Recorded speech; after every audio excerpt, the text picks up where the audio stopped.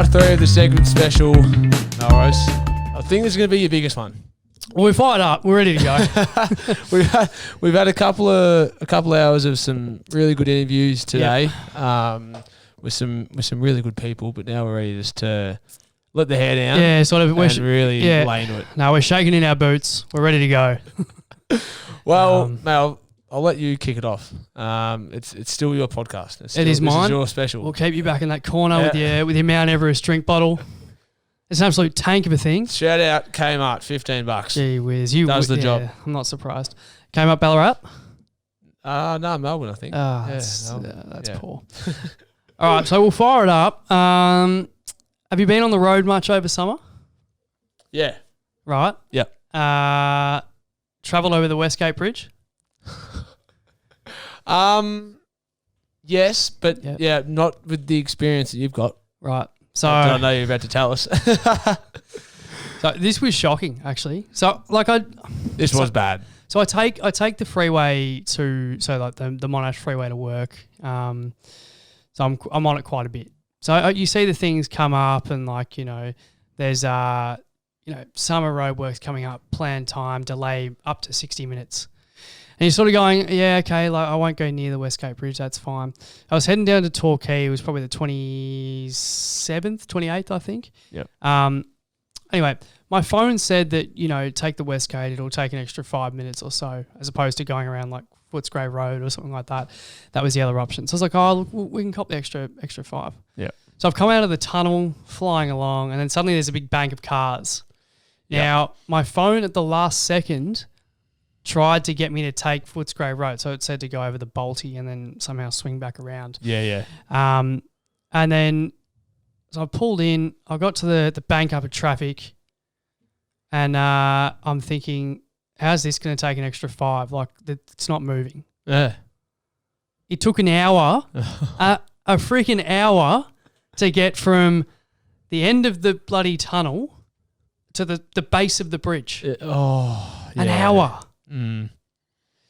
So it's taken me an hour and a half to get from Malvern East to the bottom of the Westgate. And I'm going, well, okay, if all the cars around me are strapped to the canoes on the roof and bloody, boats behind them, and there's, the odd truck coming through and everything, but why are we doing this in summer? I was like, I can understand them not wanting to do it, when, people are at work in their sort of 9 to 5 jobs, and you got your peak hour traffic in the morning and at night. I get that. Yeah. Do it at night. Yeah. No one goes over that bridge at midnight. They usually do it at night. I know. Especially on those big bridges. They usually do it I at was night. fuming. I was fuming. Mm. I'm sitting there, and look, I'll be honest with you, I was busting for a piss. and there's no getting off. You can't go anywhere. I missed the, can't think of the road. That you take, it goes down to like KFC and Pie Face and where all the... I wouldn't know the road, but I know what you're talking about. It's not Todd Road, is it? I wouldn't have a clue. Yeah, okay. Mm. Yeah, okay. But point was, I'd missed that turn off to go onto the Balti, and that was it. That's it. That was it. And that's the worst part when you have to piss, is when you actually know you can't go anywhere. You can't. I've been stuck before, going past like sort of the Icon Park area, but we were way down the other end near the hospital. Yeah. Way down that other end, I haven't even entered Icon Park yet, and we're driving along, and I've had to piss for a while. This has been a long time. I've been busting for a piss, and home isn't far away, but I'm like, I'm not going to make it if we push this any further. But the worst part about the whole thing was that you can't. There's nowhere you can go, and that plays with your head, I reckon. You literally can't piss anywhere. You're like, if I get out of the car here, where am I going to go? I'm going to be pissing in public on this tree in front of all these cars in the middle of the city. You've got nowhere to go, pretty much. And I'm looking at the bridge and the pace of the traffic, and it's not going any faster. No. I'm thinking, I'm not getting over this in the next half hour. And every time I kept refreshing the maps in my phone, it would say, another half hour. I'm going, am I ever going to get there? Are we ever going to get over this bridge? I'm like, the traffic must have just banked up as soon as I've rolled out of the tunnel. Yeah. Did you nearly pull the bottle out and just say, oh, fuck it, I got it? I was extremely close. I was nearly close. I was close. But the hard thing is you got big trucks coming around and you're going, well... And you're driving. I contemplated it, and I'm going, if I pull that, I'm going... there's these big truckers going past me. If they look inside the car, I'm in trouble here. So fortunately we got out of it unscathed. But gee, it was, as you say, it plays on your mind. And you were heading down there with Sophie. Yeah. So how is she faring in this whole ordeal? So Sophie's getting a few calls.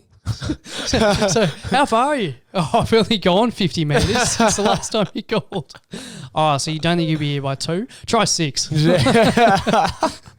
We pulled in, I reckon, at about 3:30. The aim was 1:30 or something. Yeah, that's just not nice, is it? It wasn't ideal. Because the drive to Talca, it's a decent drive from Melbourne anyway. It should only take an hour and 20. Oh, really? That's how long it takes. Actually, you're on that road around. You go around Geelong. You skip Geelong, don't you? Yeah. Point Lonsdale, that's a drive because you got to go through Geelong. Yeah, you got to go through, yeah. Shit. Yeah, and you're sort of around that other bend. Yeah. Okay, well, on that topic of going down that way, so that same night, I've gone out for dinner with Sophie. Oh, this is a bad one. Sit back and relax, people. Get ready. So you were copying messages. I was, big time. You're in the middle of the date. I'm getting messages left, right and centre. So, okay, I've got one for you. There's a lot went wrong at this place. A lot went wrong. I could go on. I could talk about half an hour. I'm not going to name them. You got to name them. No, I'm not going to name them, but I will tell you what went wrong, and I don't know. People might be able to work out where I went. Okay. Yep. But are you a fan of pineapple on your pizza? No. No. What about on your dumplings? No. Like canned pineapple on your dumplings? Yeah. I can't imagine I'd like that. Well, you go to this place in Geelong and you get pineapple on your dumplings. You don't, do you? Pineapple? What, a ring of... Yeah, no, but they've cut it up. Like if I was making a homemade pizza, I'd get a can of, I don't know what you'd call them, the pineapples and the juice, and you dice them up. You sprinkle them on the pizza. Well, they tried this with dumplings. Right. Now, I've heard that apparently this is going on at Mr. Miyagi in Melbourne. Oh, so, yeah. Okay, so, but I reckon that they'd be a lot more upmarket pineapples. There'd be something different about it. They wouldn't just go to Woolworths and just dice pineapples. Sauce on there. There'd be something. There'd be dressing. Or they'd puree it or something. They wouldn't just be diced Woolworths brand pineapple. Bloody pineapples on your dumplings. Is that what this place had? Yes. Yeah. And this is only one thing. Now, I put this in my notes on my phone and I said pineapples on the dumplings. Sorry, what? Like, what? Come on. No, exactly. Anyway, so we've walked into the joint, right? And we've been told, we'll just clear these people. So I'm going to give you the timeline of what's happened, like a real sort of quick sort of rundown. And we've walked in there and they've said, okay, we'll clear these people over here. Over you go. So we're standing there for about 5 minutes. No one's really come back to us. Then we go, we've been told we can sit at that table there. So we stroll over to the table, sit down. No one's come to take our order. So I'm going, okay, well, maybe we go up. So I've gone up there to place the order. And I started reading out what we got. And I said, we want the dumplings, we want this. And the girl behind the counter goes, let me just check if the kitchen's still open. Oh, no. What? What time is this? Like, okay, well, we rolled in at 8:50. But no one told us the kitchen was closing in 10 minutes. Yeah, you got to. So this is about 9:05. Yeah.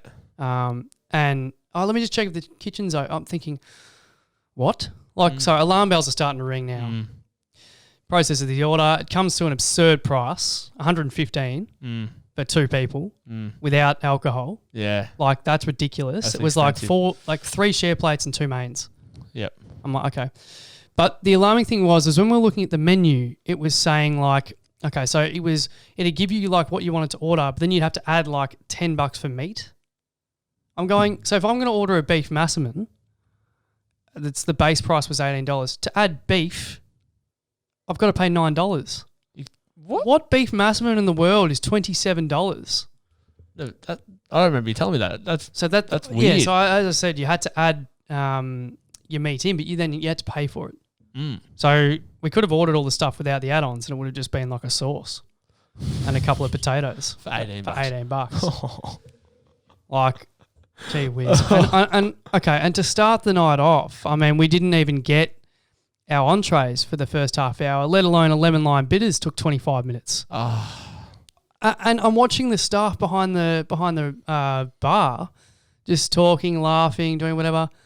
The bloody tables around us hadn't even been cleared. And people had been gone for half an hour. Oh, you're joking? I'm thinking, is there like a manager in here that's sort of supervising this? Yeah, you got to clear it was a public holiday, which is why the price got hiked a bit. It was like a $15 surcharge, which I fucking hate that. Yeah. I mean, we looked at it and then we realised why, and we yeah, okay, whatever. Like that's the same everywhere. But like you'd expect if you're going to pay top dollar, the service to be optimal. Yeah. And it just didn't meet the expectations. Speaking from experience, working at a pub, clearing the tables is very important. Get that shit off the table as quick as possible. It's just, especially if they're gone. Get it off. It's exactly. You've got to get it out. It's just a sort of a messy feeling when the tables around you just covered in plates and serviettes and all that. And you've just gone the drink bottle with no lid off. You are on some sort of planet. Worked out all right. Well, yeah, and then to finish off, I'm finishing the beef massaman. Sophie's had enough. She's like, "No, I'm out of this place." She's cracked the shit. I want to get my money's worth, as you do. So I'm sort of going for my $60 worth of curry. And I'm trying to go through it, eat as much as I can. And we've come across a hair in the curry. Yeah. And that was, I just put the spoon down and said, I'm done. I'm out of here. Never coming back. Whack on the table. I'm fucking out of here. I was out. No acknowledgement. We acknowledged the one waiter that was respectful and nice and tried to actually make an effort the whole night. We were like, okay, we'll give you the time of day. Yeah. Cheers, mate. Have a good night. Cheers, bud. But, so as I said, we ordered at 9. I got my massaman at 10:30. Oh. I had my entree at 9:45. I think the lemon lime bitters came at 10. Oh. So, yeah, look, by the time the massaman came, we're almost ready to call it. We're just ready to say, can we just have our money back? Yeah, we don't want the massaman. It's 10:30. Yeah. I'm still hungry. I'll get some fries from Macca's or something. But, geez. That's next level. I've never had an experience like that. That's bad.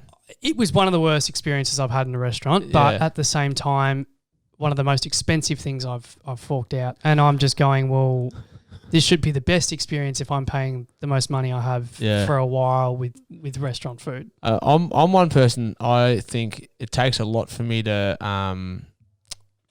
complain. You know, they got to fuck shit up pretty bad for me to actually go and complain. I'll cop most things, but that's one where you say, yeah, I'm complaining. I'm getting something back for this because it's bullshit.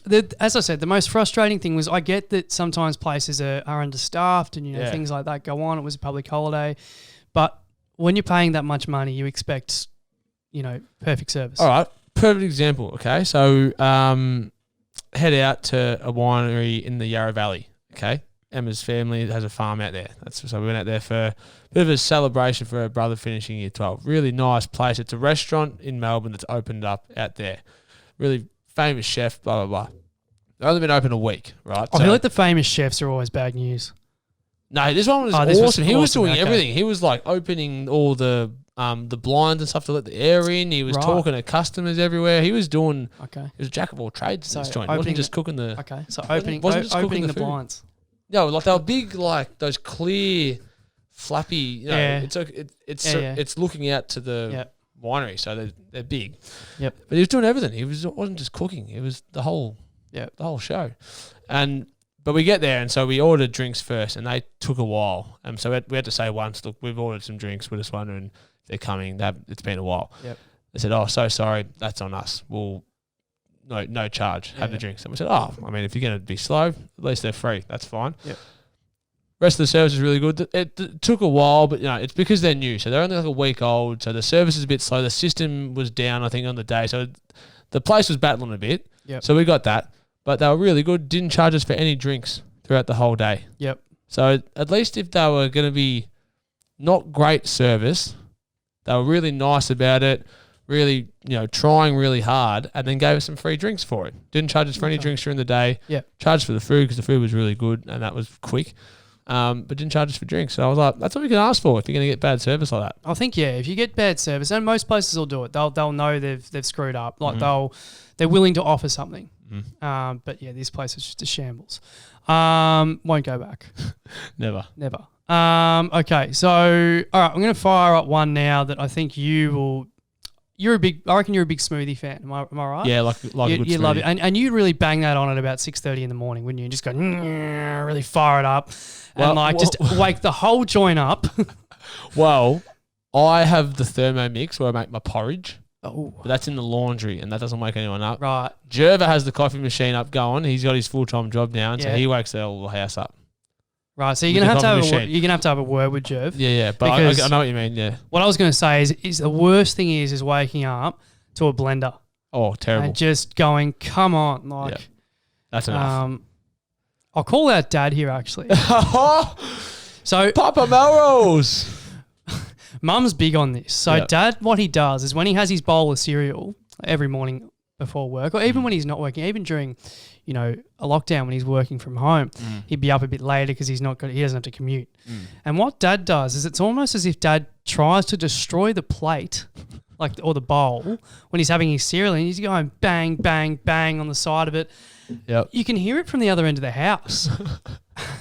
And Mum says like every morning she reckons the bowls would be sitting in the cupboard, and as soon as Dad opens it, they go, "Oh, please not me, please not me, don't smash me."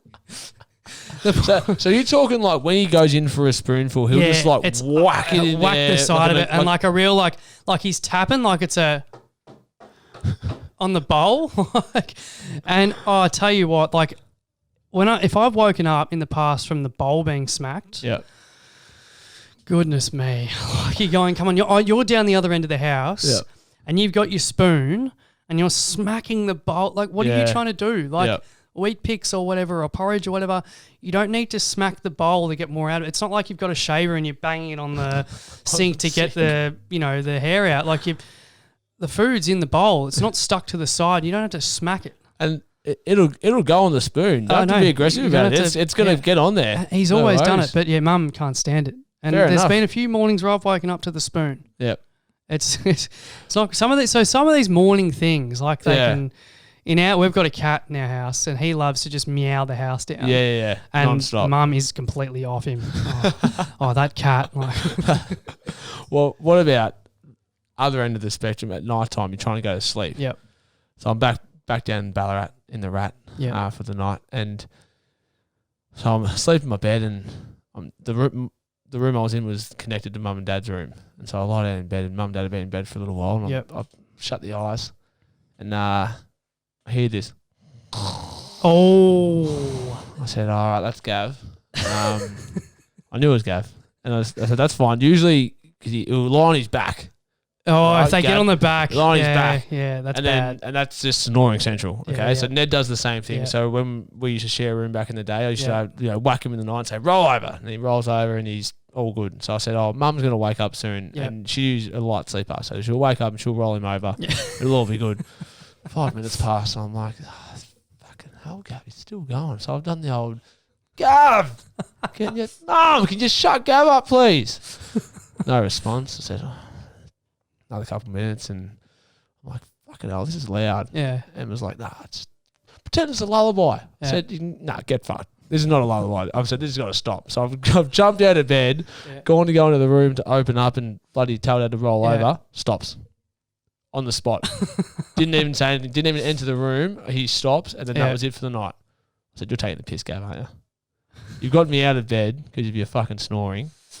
Yeah, I feel like the snoring's a big issue, especially like, when you're younger and like, say for example, with a Nash family ever on the road and you pull into a motel for the night, just for the one night, those little motels. Yeah. And you're all in the one big room with there's a big queen and then you got your singles. Yeah. And if someone goes then, like if there's a snorer there, that's game over. All hell breaks loose. Like it's just, I used to dread that. I'd be like, oh no, we're all in together, which just means, if someone snores, that's it. Yeah. Like you're not getting much sleep. Yeah.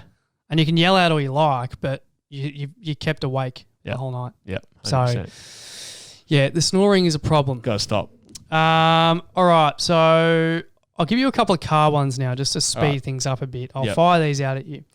So I remember probably midway through last year, you probably got a message from me saying that I've been hit with a parking fine. Oh, yeah. In front of my house because I parked in front of a fire hydrant. Yep. Now, I get that that's against the rules. I know you can't park against a fire hydrant in front of a fire hydrant. Fair enough. Now, no one had been fined there for 10 years. The neighbours came out and said, "Oh, geez, you're very unlucky.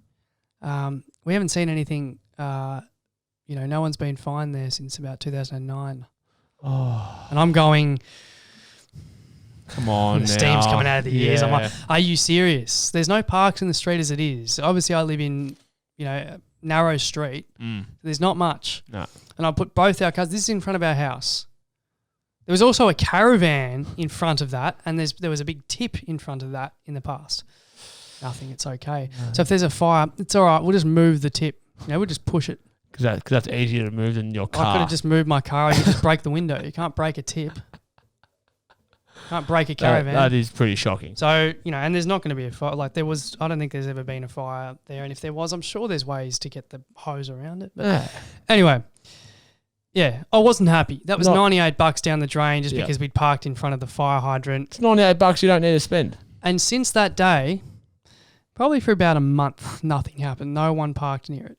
Now, everyone's back. Yep. Every man and their dog fine. is parking their car in front of it. It's always a big Audi, like a big Q7, big black rims. There was a Mercedes in front of it the other week, and I'm going, why couldn't you find them? They've got the coin. I'm just, poor Melrose with my $98, trying to get by at Pet Barn. Come on. They've got the disposable income. Exactly. We don't have it. I know. Stop finding us. Give me a rest. All right, so back to cars. Okay. Cars that pull into, so if you're driving down like a road that's got 3 lanes, it's got a left lane where you can turn left, a middle lane, and then a lane where you can turn right.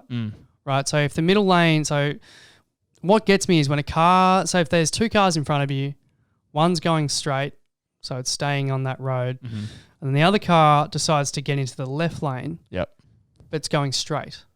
Now I pull into the left lane because I want to go left. This car pulls into the left lane and doesn't turn left.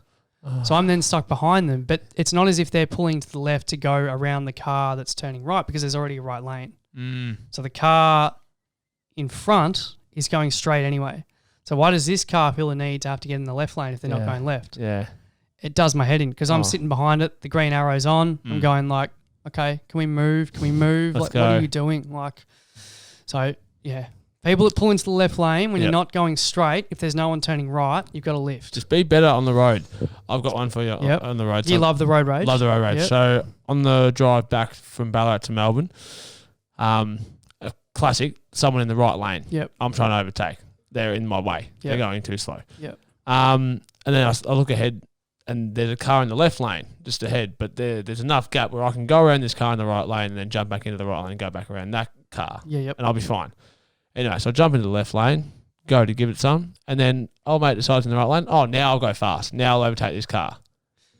So I'm hands up, shaking the head. This has got to stop. And that'd be like, I reckon everyone on that road would see that because your head is just about to explode. Like, it's huge. It's massive. So, you can't miss it. Like, yeah. So then I jump back in the right lane. She's, looking in the mirror back at me, shaking her head. I'm like, don't you shake your head at me when you know what you just did. Yep. That's not okay. Yep. No, I agree with you there. That is poor. Sticking on the car topic, if you pull in to get petrol, right? Yep. And say there's someone that's pulled into the first tank, and you pull in behind because that's your only option. So you pulled in behind them, you filled your car up, come back in, their car's still there. You're going, okay. So if you're going to pull into the first tank, where you're going to block other people from getting out, don't go in there and do your shopping. Don't go in there and buy bread, milk, cheese, ham, the whole lot. No.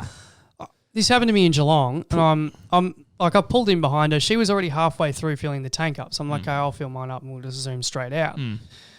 And I've paid, come back, her car's still there. She's not there. I'm thinking, well, where have you gone? Come on. I've got a rush here. Like I'm not got a rush, but like I want to get out of here. I've got a place to be. I was on my way to yours. Yeah. To talk to Jandrick.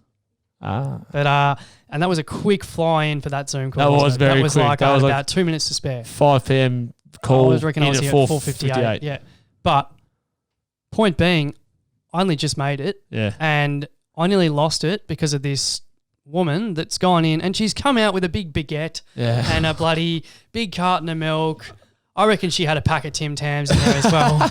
And I'm sitting there going, oh my God, like, wrap it up. I don't mind doing your shopping, but fill the car up, pay for that, and then move the car forward. Park it in one of the bays, and then go and do your shopping. Bay. If you're just going to pay for your fuel, you're going to be 2 minutes. And there was someone behind me as well. So and they're looking at me going, "What are you doing?" And I'm like, I can't move. I can't go left because there's a car there. I can't go backwards because you're there, and I can't go forwards. I'm stuck. Yeah. So off that. Yeah, off that completely. Big time. Have you got one, or am I going to keep firing? Well, this is NBA based. Yep. The Miami Heat have got COVID-19 sniffer dogs. How do you do that? Please, if you can find an explanation, please find one for me, because to screen... Well, it's not as if the dog can temperature check the players. You can't sniff COVID. Yeah. Doesn't have a scent. The NBA is just... It's so stupid right now. They're really dumb. Like that's dumb, Miami. What are you doing? Yep. That's all I had. No, that's bizarre. Okay, I got another one for you. All right, so Torquay's copping a bit of a whack at the moment. If it's valid. Now I don't think this is just a Torquay issue, but I rolled down there probably a couple of weeks ago. We're sort of at the peak of summer, early January. Why is nothing open on a Monday night? Yep. Now, like, hear me out. I get that they probably work Tuesday through to Sunday, right? So what wasn't open? Like, all your takeaway shops and a lot of okay. restaurants. Now, yeah. Okay. Now, my sort of proposal is here. Look, it was 38 degrees, right? So your place is pumping. Like, Torquay is packed with people. Yeah. And you, as a small business, decide to close your doors. To me, it doesn't add up. Height of summer, Torquay is packed. But I don't think it's probably not just Torquay. I feel like a number of towns along the coast probably do the same thing. I get that that's their traditional day off. Monday is the night off. It's a case of a lot of sort of fish and chip shops and takeaway places like that. But I would think that you would probably have like I don't run a small business, so I can't really speak for them. But on a Monday night in summer, if it's a hot day scheduled, just open the doors for that day. Yeah. Just open the doors, because Monday night it was packed and we wanted to just get takeaway. So pretty basic. We're not asking for anything big, but it got to the point where every place we rang was closed. And then we finally got this pizza joint, which apparently was the best in town. And it's about 20 past 8 and they're done taking orders. Pizza. 20 past 8. 20 past 8 p.m. Stop taking orders. And because they're sold out, because it's the only joint open. So okay, yeah. You see what I mean? It's like we ended up having to go to the supermarket at 9:30 or 9:30. No other option. Yeah. And this was the same day as Macca's decided to have a power outage. Yeah. They couldn't even get Macca's. It's couldn't get takeaway, had nothing in the house. So the supermarket job, which was fine in the end, but you'd sort of think like nothing's open, and then the places that are open close early. Like it had been a 40-degree day. Yeah. Like it's like Ballarat. Whenever there's a public holiday or just they just shut. I know it's like Ballarat shuts down, and we're like open. Like people at home and wanting to buy your stuff, give you business.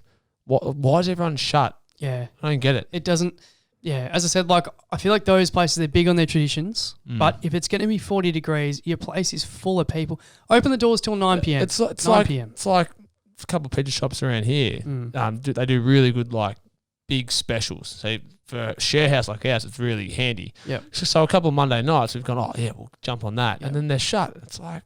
It doesn't make sense. I don't get it. Maybe I'm assuming the statistics must show that they're not as busy on a Monday. Yeah, but maybe during like normal times of the year. But if it's peak time, summer, just put less people on. Put less people on, and then just open it till 9 o'clock. Yeah, 9 p.m. That's reasonable. If you're going to shut at 8, or you're going to run out of pizza dough by 8:15.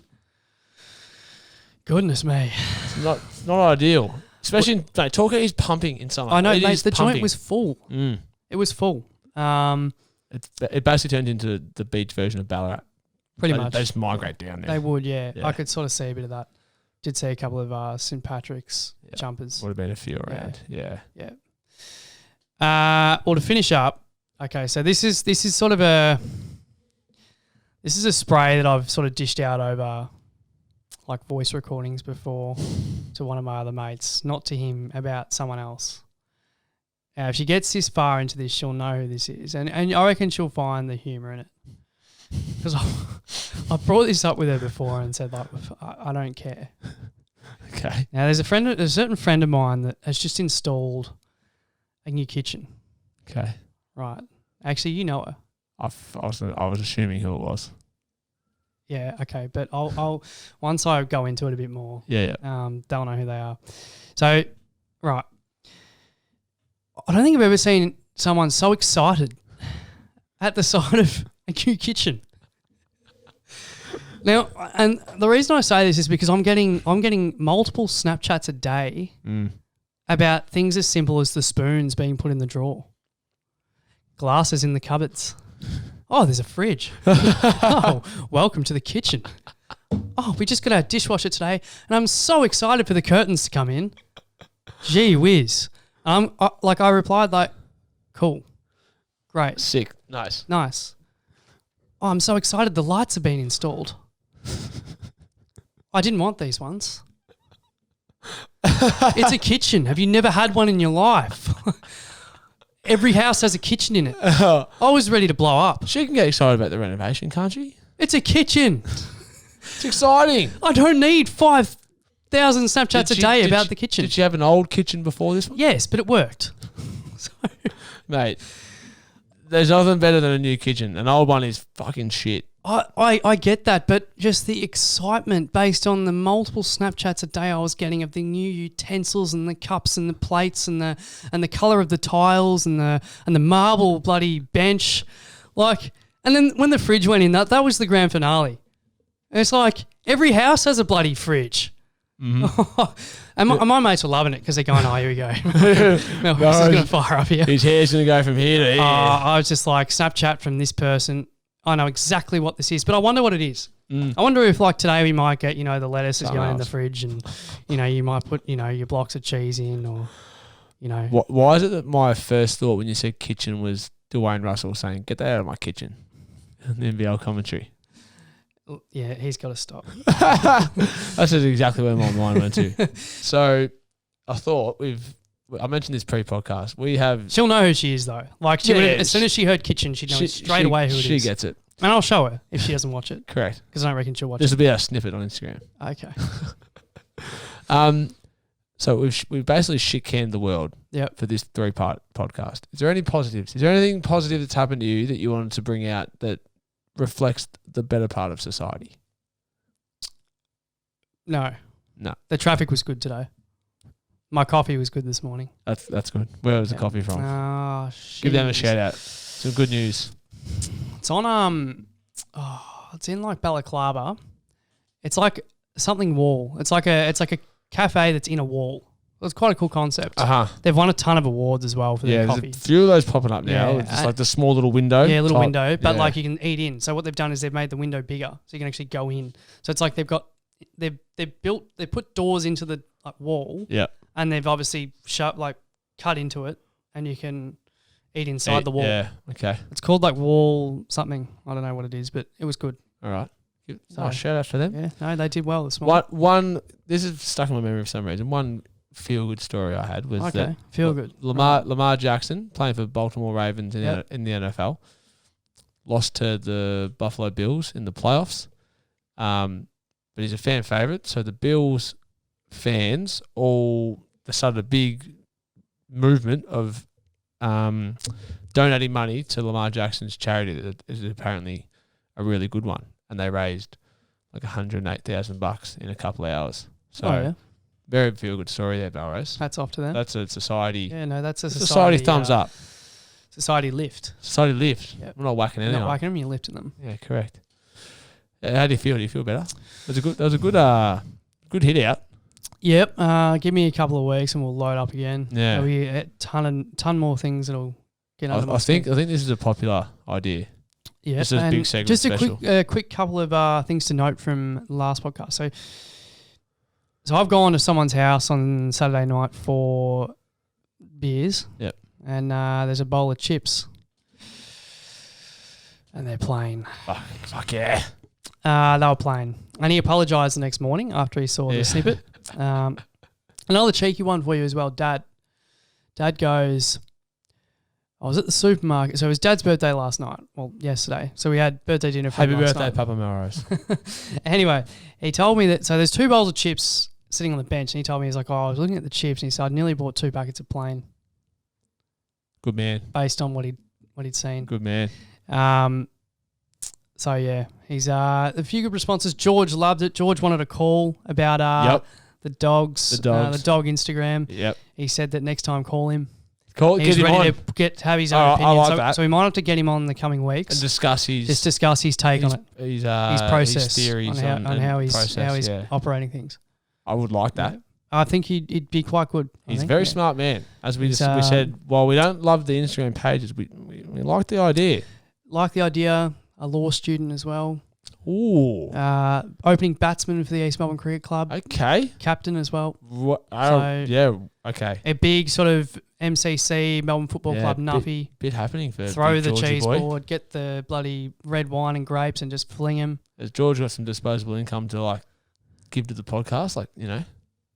I'm sure there's big something. hotshot lawyer. East Melbourne Cricket. Come on, Georgie. Sure, down the track we might get some help there. No, it's good. I'm keen to have him on. No worries. Great to talk to you again. Always a pleasure, especially with you sitting back in the corner there with your Mount Everest bottle. Another plug. $15. Kmart. Mate, I've had this full all day. You can't drink it all. Yeah, because you haven't climbed Everest. That's your task. How fucking big it is. It's huge. It's a big unit, yeah. Big. It's a big tank of it. Not break it. Keeps it cold. No, fair enough. Fair call. All right, mate. Good to chat. And we'll discuss hopefully some NBL during the week. Yep. At some point. Yep. All right. See you then.